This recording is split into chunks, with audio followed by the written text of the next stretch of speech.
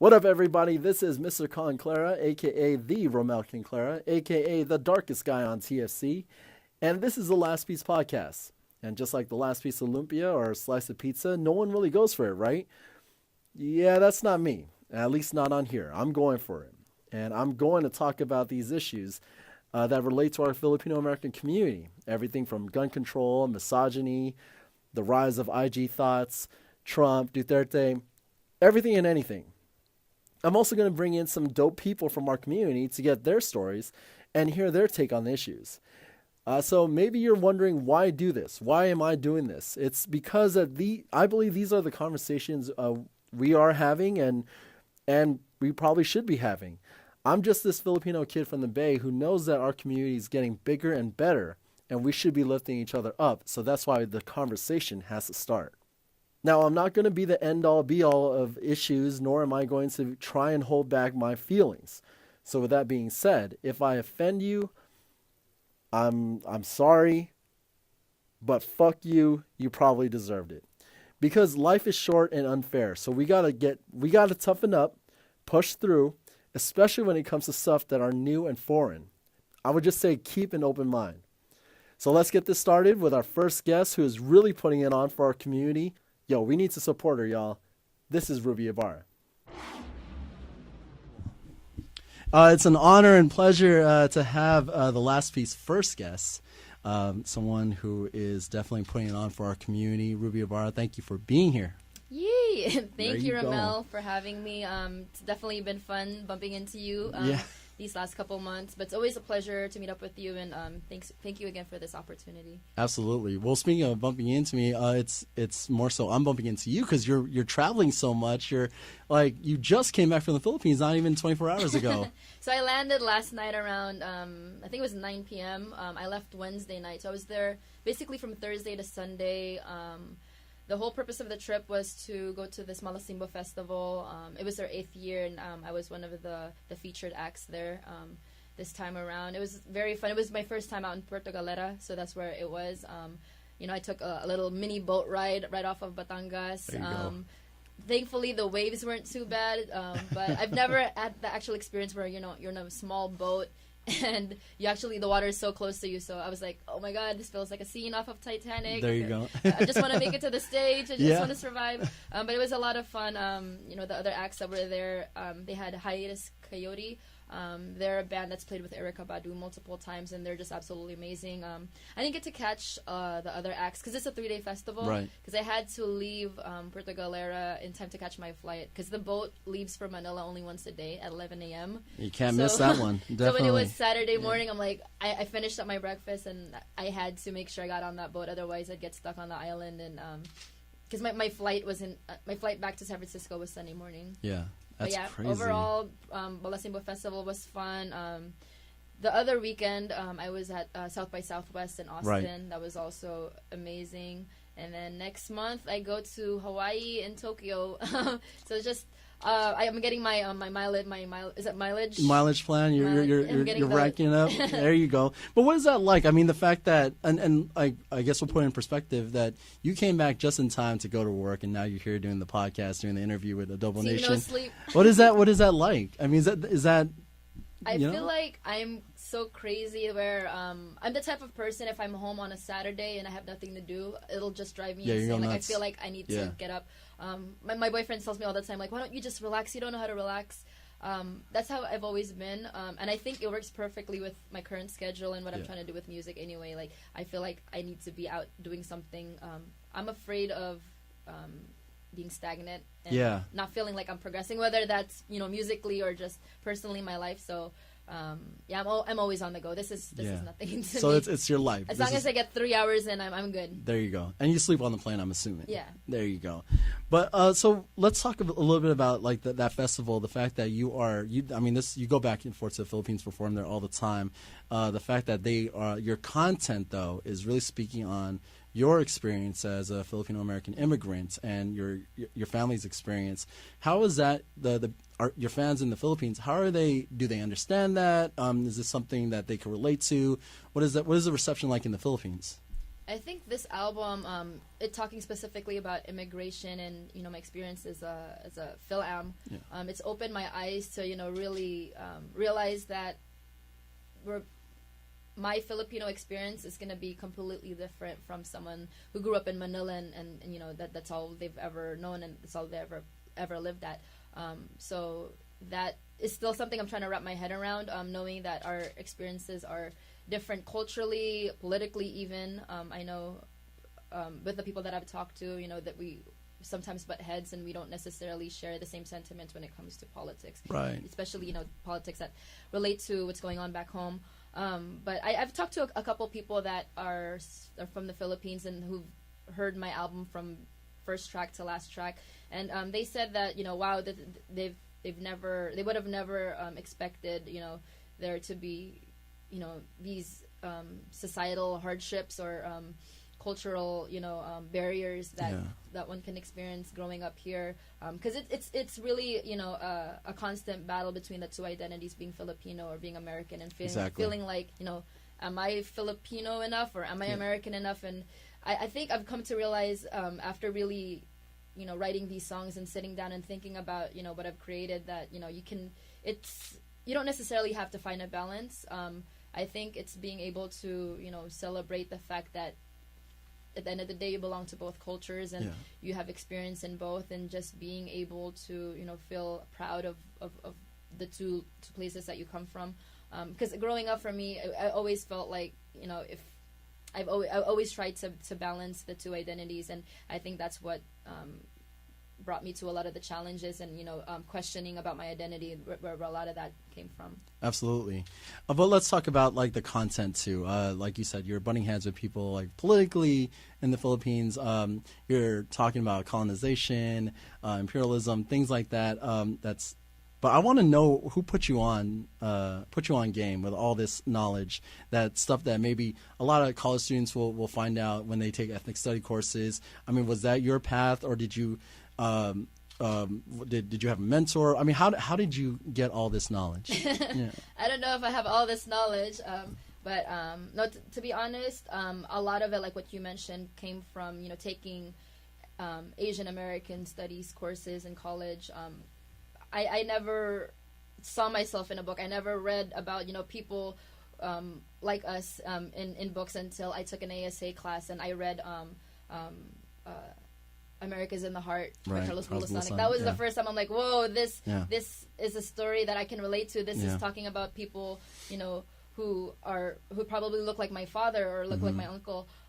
So it wasn't until college where I really, formed a stronger sense of identity and, put history and context into my culture.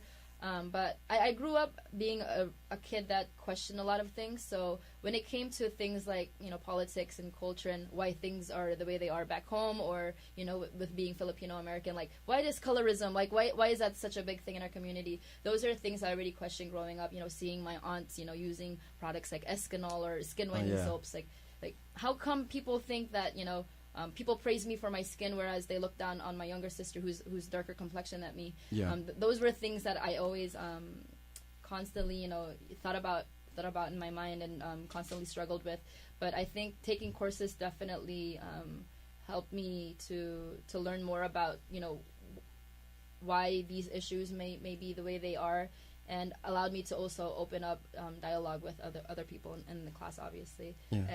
And songs from Bamboo and Rocky Rivera, Blue Scholars, I feel like they also set forth, the foundation to be able to be a Filipino-American MC and to talk about the stories and where you come from. So I really have to give it up to them for, opening the doors to that narrative. Right. Yeah, I mean, I can definitely relate with the colorism. I mean, I describe myself as the darkest guy on TFC, so I'm with you there. But let's talk about the people who laid the path for you. You already mentioned those artists and those groups, and the fact that you also pay homage to them. You remember them. You add them in. They were part of your album. My question is, I guess, are you the first of many more to come, or is that's obviously the goal, right? I mean, they just had that Oscars So White. There's not so much Filipino representation or Asian representation to begin with. Is this, I guess, we could say the Renaissance or the second coming or maybe the beginning of Filipinos finally getting out there? Because, we've been dope and like we got to let the world know that. I wouldn't say that I'm the person or the face of, if there is, this new renaissance of, a flood of, Filipino-Americans in the music industry. For me, I'm not saying this, just to say it, but honestly, I feel like I haven't made the impact that I want to yet. I think it's been a collective effort. It's because of, if Circa 91 is, the reason for people in the future to put out their music, specifically Filipino-American artists, that's dope. But I think it's because of, it would be because of that, plus because of One Rifle Per Family, plus Rocky Rivera's album, plus Hopi's album, plus Blue Scholars. These everyone's contributions is adding to the story and allowing the doors to open for the next generation. Absolutely. Well, you were part of that MasterCard commercial. And you also had that billboard in Manhattan. Is this still up? Yeah, I believe it's still up. I haven't heard anything about it being down yet, and they said it would be up till spring. So awesome. Yeah. What were the cross streets again for that one? Do you remember? It's on 34th. I forgot 34th and Fashion Avenue. There you go. And it's and you were part of that the music video as a collaboration. But a lot of people don't know how that came to be. And you shared. Will you share that story with us? Sure. So the whole project started in December. It was the first week of December. On a cold, stormy night. There you go. It just sounded like the beginning of a story. No, I was planning to take a trip to the Philippines for 3 weeks. My parents moved to the Philippines for good, so we were basically sending them off. And 2 days before I take my flight, I get an email, and it says, this is an NDA form. We need you to fill this out by end of day. This is a huge opportunity. This is all capital in the subject header. Yeah, I'm like, yeah. Who is this? I didn't recognize the email or the company. I'm like, sounds a bit sketchy. But I think at that point I was just completely drained from work. It had been a long work week, and I was like, you know what? I'll just do this. I'm about to go on vacation anyway. If this is as big as the email says it is, great. If not, whatever. I'm going on vacation. Yeah. So first I Google NDA because I didn't know what an NDA was. I've non-disclosure. Non-disclosure agreement. I haven't worked, on an opportunity or a project as big as that before. So I'm like, okay, this is pretty legit if they're making me sign a non-disclosure agreement.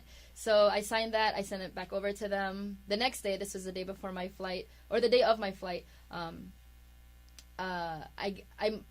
in line at Philippine Airlines at the airport. Yeah. Checking in my bags, checking in my dog because we're bringing our dog over. So my head was just a complete, mess. I'm like, okay, making sure all these papers are in order.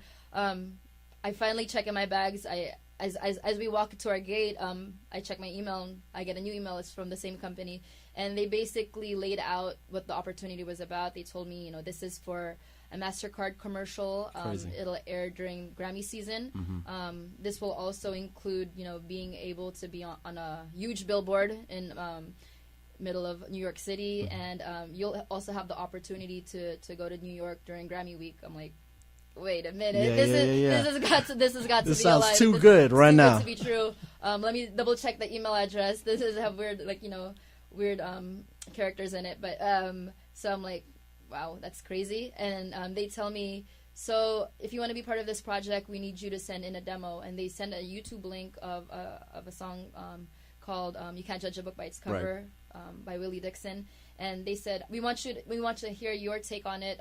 We know you're a rapper. Feel free to remix it or write your own verse, but we need it by end of tonight. And you're in the line at Philippine Airlines. I'm at the airport right now. Yeah. I think this was like 8 p.m. and the flight leaves at midnight. Right. I'm like, wow, what am I gonna do to get this to them? So they provide me a beat, and I download the beat. It doesn't download.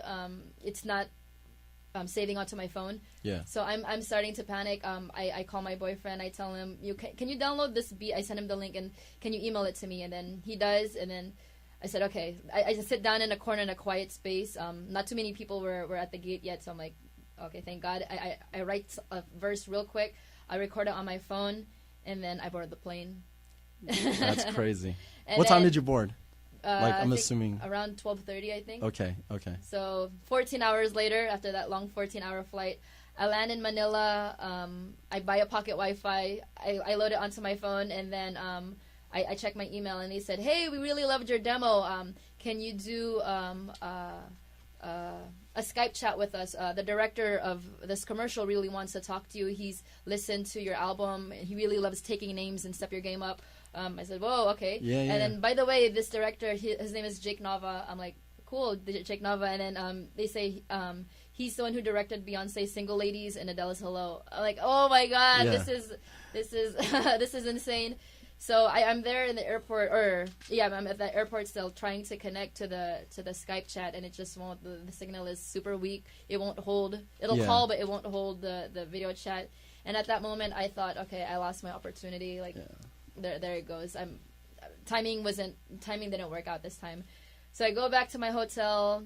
2 nights later, I get another email, and it's them again, and they said, "Look, it's okay. We missed your voice chat, but the director and us, a MasterCard, we really love your music, and we think that you'd be an excellent addition to this commercial, and we want to fly you out to New York in 2 days." In 2 days? How long were you supposed to be in Manila? I was supposed to be in Manila for 3 weeks. So, 4 days into Manila, I fly out to New York City. Crazy. It's a 3-day shoot. The first day, we instantly shoot the commercial itself, the one that's aired on TV, and I'm just lip syncing to that demo that I sent them on my phone, pretty much. And then second day was the surprise. They tell us, by the way, there were 6 artists on the initial commercial, and they surprised us. They tell us this will also include a big artist who's a Grammy nominee this year, and they tell us it's SZA. And at that point, my jaw just drops down to the floor because I'm such a big TDE fan. You know, Kendrick Lamar, Schoolboy Q, all of them. They're just an amazing record label. I'm like, oh my God, I'm about to meet SZA. And then so we meet her in the studio, and we're supposed to film the part where we look surprised. I think there's a clip of that somewhere online where we initially meet her, and then as she walks out, they actually play my verse. Crazy. So was she bobbing to it? She was bobbing to it. She came in dancing in the music studio. I'm like, oh my God, what is life right now? Like, SZA's walking into my song. And then so we record that, and the third day we're finally in the music studio, and I re-record my same verse, just so we can have it at a better quality for the commercial. But that was pretty much the experience, and it was just a lot of bumps in the road. But I was like, I gotta get this done, and thankfully it all worked out because it's been the most amazing opportunity that's ever come across in my career and my life, and it's led me to a lot of big opportunities so far. Absolutely. Let's continue to talk about those opportunities. For International Women's Day, you dropped the Us music video, super motivating. As a Filipino man, like just watching it, like actually I remember because I knew it was gonna come because I'm following you, and I'm watching it in my car after I get out of the gym, and I'm just like, I'm empowered, and I'm not. It's not really for me, but like just to see all those beautiful Pinay women, a lot of them that I do know, and just the fact that they feel empowered by it. Just tell me a little bit about the reception you've been getting based off that video and song. The reception of the video has been beyond anything I would have ever imagined. The video's been up for 2.5 weeks now, I think. And every day I still get messages of even emails, personal emails. Like, this is like paragraphs, like a complete letter of people that wanted to reach out to me and tell them how much the song and the video has impacted them. And, I have everything from mothers saying that they watched it with their daughters and that they cried, to teachers saying that they specifically had 3 of their Pinay students wait till after school, and then they watched it together in the classroom. Crazy. Just so that the students can feel like they're able to watch themselves on a big screen. To again, like you said, like to even people who are not Pinays, to men, to white men listening to it and saying that this is strong and important and is needed. So the reception of it has just been crazy, and I'm just completely very humbled, and still very happy and grateful for the fact that, all the people that were part of the song and video came out. I didn't have to go out and specifically ask people one by one, or bother people, bug people, like, hey, are you still coming to the shoot? Like, these are people that wanted to be there and wanted to help out, just from and donated their own time to making it all happen. So this was definitely a community effort. The song itself, with having Rocky, Classy, and Faith on there, to the video and the amount of people that showed up. We had nearly 200 Pinays show up that day, and like 150 of them showed up by 11 a.m. And we said call time was 1 p.m. Like, they showed up early too. They really want to be part of it. That's such a non-Filipino thing.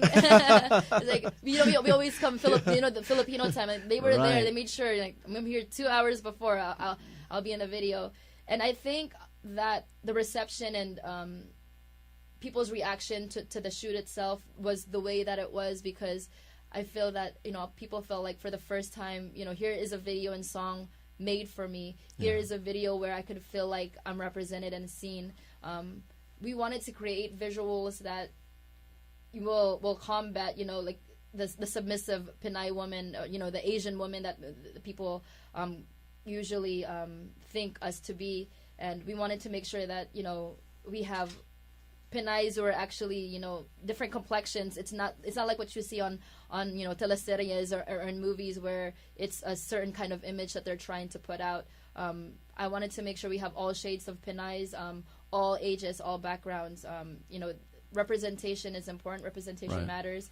And I wanted to be able to show that to people and make it clear that, all of us are women, or Pinay women, and all of us are here, and we all have a story and a voice that needs to be heard. Yeah, and that was your directorial debut, right? Debut as well, I mean, like, just watching it, there's a part where, like, they're panning to all the women, and they have, like, really stone cold faces. And for all the men out there, you've seen it before, and hopefully you don't see it again. So don't mess up, don't fuck up.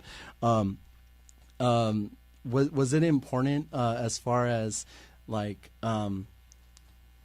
having this certain vision? I mean, did you have that vision in mind, like, as you went on when you first created the song, that this is the type of music video you envisioned? Before I even finished my verses, I already envisioned the music video. Like, I heard the beat in Fat Gum Studio. This is Beat Rock Music Studio down in LA, and I was already envisioning the beat or the video. As I listened to the beat, I'm like, I want this to be, because when I first heard the beat, I felt like it sounds like a song or a beat where someone's about to get murdered. Like, it's like so, like, makes you scrunch up your face. I'm like, oh my god, this knocks so hard. But this was the track, because I had been looking for a beat where I could do essentially a cypher track. I know I wanted to have a collaboration, an all-female collaboration, but it wasn't focused to the point where I knew that it was going to be like a Pinay anthem or anything like that. But when I heard the beat, I'm like, this is the one. And then I contacted Rocky right away. I reached out to Faith and Classy. Thankfully, they said yes. And once we had the song down, I knew that, this video and had to be a balance of had to be masculine as it was feminine. That's why you saw scenes like us being in the old school car, while at the same time being in traditional dresses. Again, combating, what people perceive a Pinay women should be, like, to show all different aspects and angles of it. That's awesome. Yeah. Do you is it crazy for you yet that people are, because it is such a Pinay anthem, like, I've seen you perform it. I've been to other places where they play it, and people are singing along to the words. They know it by heart. I mean, it's really, it's just like a chant. Like, it's so meaningful to all them. I mean, like, is that hitting you a type of way? It's insane. Prior to this project, I honestly didn't really have songs where I would look out into the audience while I'm performing live and see people reciting the lyrics. For the first time, I see that happening in shows. Like, even when I was out in Puerto Galera this past weekend, I came onto the stage not knowing if people knew the songs, but I think I was midway through the set, and these two girls in the front, they kept yelling, "Us! Us!" Yeah. I'm like, oh, you guys want to hear us? They know what they want. And they knew exactly what the lyrics were. And then it's just been, like I said, it's been an insane response. And knowing how much the song means to people, I don't think it's completely hit me yet. Like, I feel like I'm still living the moment. That's why I think once we wrap up this album and I move on to the next project, that's really I'm really gonna see, you know, how impactful it was to certain people. And but right now, just kind of getting a glimpse of it at shows, it's amazing. Yeah, let's talk a little. I mean, it all can't be just positive. I mean, there is a balance, right? I know you're probably getting some hate. No, they all love. They all love me. All right, then I don't know what the fuck I'm talking about. But yeah, I mean, like I saw. I think we were talking about this once, and you were saying that someone was saying you should come back to Jesus, or what was that about? Though there was the first night that we released the Us video.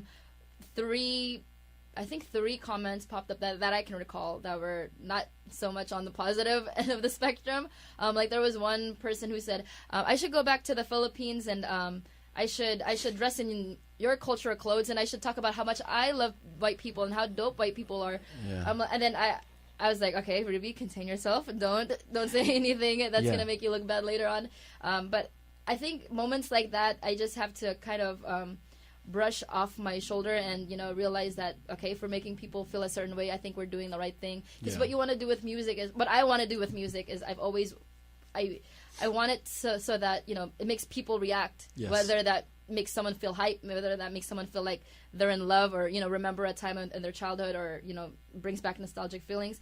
I think if we're triggering certain people, this is indicative of the fact that, you know, we're starting a conversation that's very much important.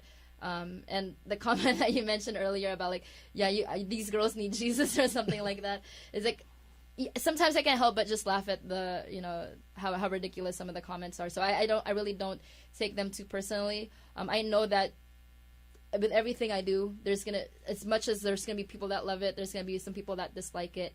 And I'm not here to please everyone. I'm here to, you know, create or have a voice for people who feel like they don't. I'm here to share my stories, like songs that are actually, you know, things that I experience and what's true to me. At the end of the day, if I'm happy with what I'm doing, if I'm proud of the stuff that I'm creating, then that's all that I'm gonna care about. So you don't engage with the trolls or the haters. No.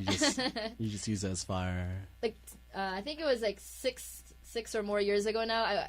One of my videos got featured on World Star Hip Hop, and you know how many trolls are on that website. And my poor mom, she sat down on her phone, and then she was reading through every single comment. I was like, no, you're gonna get depressed. Yeah. And it was just, but she's the type of person. She's a freaking keyboard warrior.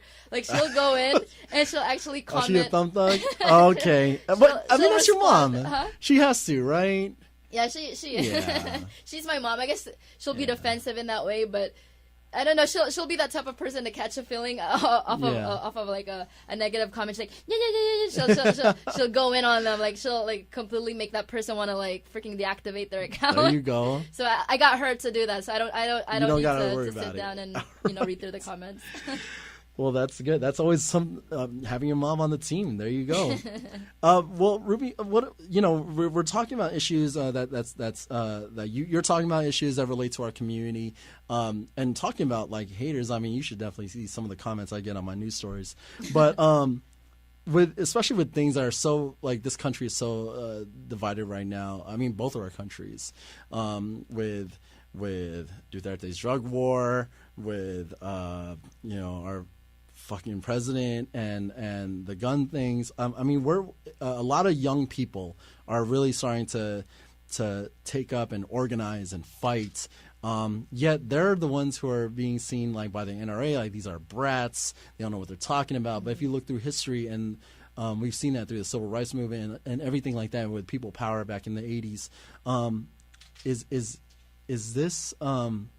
I don't know. It's just so weird now. Like, are the kids of this generation are they ready to? Do you think that it's going to make a difference? Like, we just had March for Our Lives. Do you? And I mean, how many marches have we had since Trump became president? Yeah. But like, I don't know. Do you think that things are going to change? I'd like to hope that they will, and I think that the more marches we have, and the more that that these kids are visible. First of all, I'm just completely proud of these young teenagers being out there, and actually using the platform and having a voice and actually thinking critically about what's going on. I'm just so proud of the next generation and so proud of these kids for being on stage and having the voice to speak it and knowing that what's right and wrong. And unfortunately, there's adults that troll on these same kids, and it's saddening to see. But I feel like we're on the right path so far, and I think that sometimes I hear comments like people are too sensitive these days, or these millennials are brats and they don't know what they're talking about. But I honestly, obviously, I stand for what these kids are marching for, and I think that we have that liberty. Thankfully, we have that liberty in this country to march, and we have that liberty in this country to protest. And as long as you fight for what you believe in, I think that's a beautiful, important thing that we're seeing. And I think we are on our way to making positive change in this country. It's obviously attracting attention. We see it televised. We see it on radio, and it's become actual campaigns and movements. With hashtags. Right. And I think it only makes sense that the younger generation are the people that are at the forefront of these movements, because with the rise of social media and, like I said earlier, like with the hashtags, I think that they are the ones with a powerful voice, and they're ultimately the ones that people are going to listen to. Right. And well, one more. What do you say about those people, same critics who are actually part of our community? We've heard it all through our lives, through different generations, that crab mentality. I mean, we come from a very our culture is very conservative, and they tend to be very on the side of the right, where it's guns for all and just shut up and let the government speak for itself, or take care of us. What do you say to I guess our own people who are telling us that who are on the sides of progressive movements or things like that to just shut up and be grateful that you're an American or you're in this country? I've had those conversations with my friends sometimes, and I make sure to have conversations with my mom, who's part of the older generation, the generation before me, and I think it just, for me personally, I think it comes from the fact that some Filipino-Americans think that they're exempt from a lot of the injustices that are going on in this country, and think that they're more on the American side of the spectrum than they are on the Filipino side. But at the end of the day, we're still people of color. We need to stand on the same lines as the Black community, as the Hispanic community. They're also fighting against the things that are going on in this country right now, because their struggle is our struggle as well.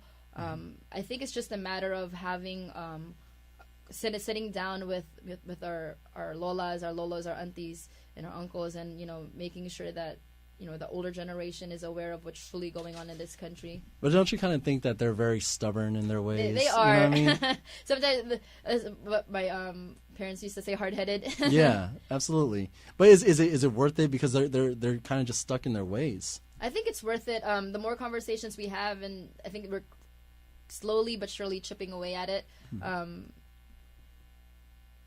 I don't have a complete resolution for it, but I know in my personal life what I'm trying to do is making sure I'm engaging with the older folks in my community and in my family, and making sure that they are aware that what's going on, especially when it comes to these gun laws and these immigration laws. Like, these are all things that easily impact us as well, impact our community, and these same immigration laws can be applied to us as well. Like, we're not too far from that, and we're not different from the people that are being targeted right now.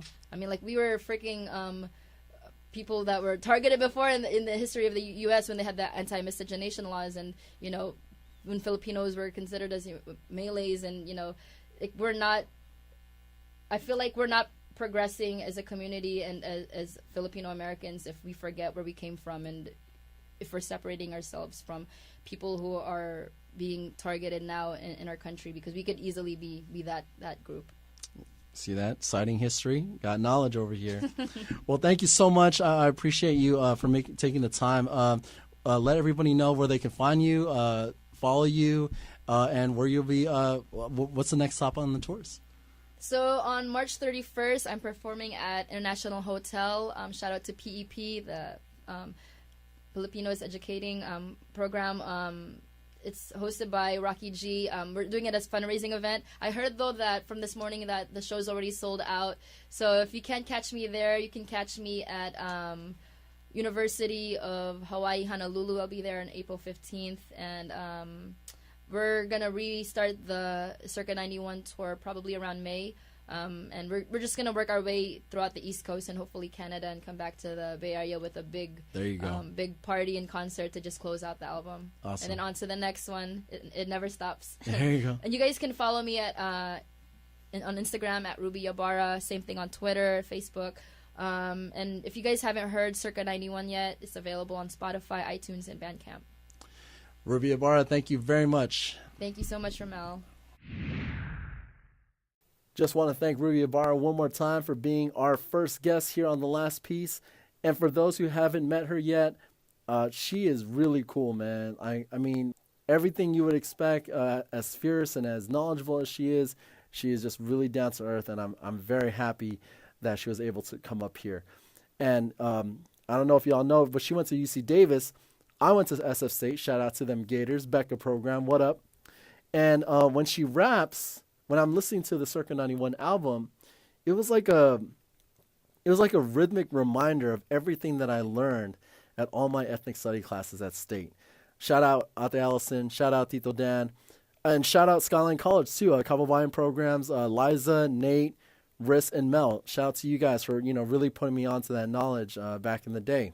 So for those who don't know, ethnic studies is basically learning the ins and outs of America's various racial groups.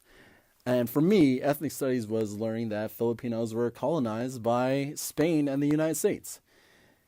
And that colonial mentality exists even today in the forms of skin whitening soap, the fact I wasn't taught Tagalog as a kid, or really just a constant search of identity. And you know what I thought was so dope about ethnic studies? It was learning the similarities we have with all these other ethnic groups. And it's not just, culturally, but in our struggles, especially when it comes to, fitting in.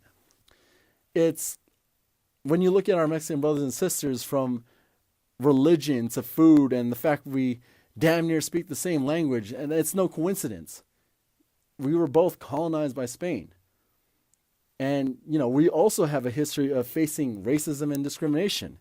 Just take a look at our farm workers in California, of Delano. They were just trying to get that American dream right by being farmers, working the fields. But what happened? Riots in Watsonville, beatings, deaths, just because they were farmers, because they were getting that money, just because they were getting that American dream. So immigration issues, job discrimination, hating on us just because we look different, racism, the fact that people thought we were incompetent, dumb, we were just criminals. This was the stigma that was put onto our community. And, some may argue it still is, but it definitely is a current stigma that's put onto the Latino and Black communities right now. That's what's going on right now. What's fucked up is that some Filipinos actually buy into it. So I'm just saying, maybe if we took the time to learn about one another, we wouldn't find out that there was no reason to really hate on a motherfucker. I mean, shit, that asshole Dylan Roof prayed with the people he murdered, and he almost thought about not doing it because they were good church-going Black people. So maybe, just maybe, if Dylan Roof and all them alt-right, khaki-wearing, tiki torch motherfuckers got some ethnic study classes as kids, then maybe things would be different. But God forbid, we have set the natural balance in this country that instead of only learning and admiring white Anglo-Saxon Protestant history, we learn and admire and respect our own narratives. And not just our own narratives, but, all the other ethnicities in this country. Because, honestly, to me, as a Filipino born in the Bay who fought and was prepared to die for this country as a United States Marine, I thought the diversity of this country is what makes America truly great. So until next time, this was The Last Piece Podcast. I hope you got your fill. Thank you for listening.